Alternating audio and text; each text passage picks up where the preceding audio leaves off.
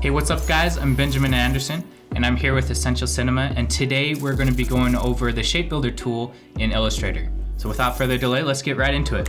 Okay, so when you first open up Illustrator, this will be the interface and it'll ask you what dimensions do you want to use Illustrator. You can pick one of these presets. I typically go into more presets. If I'm using Instagram, I'll usually use the 1200 by 1200. And so we'll put that in for the width and for the height. You can change that dimensions from pixels to points, inches, feet if you're working on other forms of illustration. For now, we're gonna be in pixels. Click create. So next, we will come over to the left and click the shape tool. For me, I already have it on the ellipse tool, but if you don't see the ellipse tool, click and hold it, come down to the ellipse tool and let go.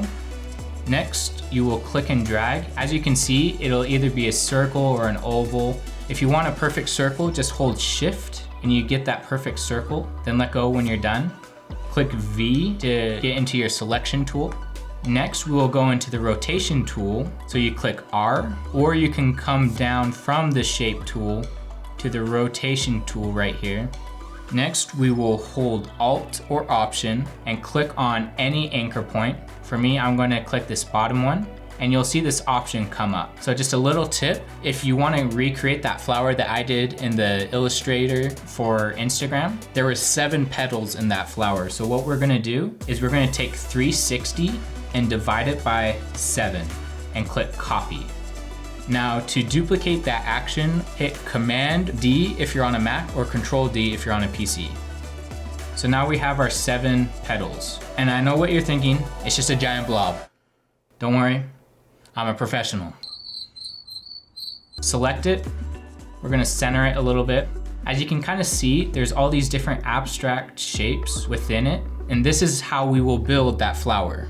So now is where the magic happens.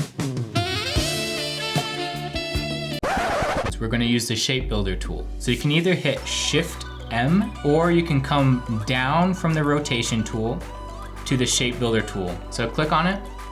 When I go over a specific shape in the circle, you will see that it creates this kind of grid highlight. That tells me I can select that portion of it and I can either make it its own shape, or I can even subtract it, or I can even merge them together.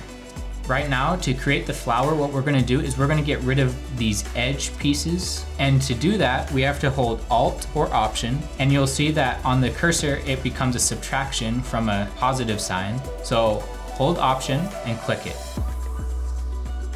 So that was to subtract a shape. Now to merge them together, we will click and drag. As you can see, it now highlighted the 2 shapes, let go, and now created that as a separate shape.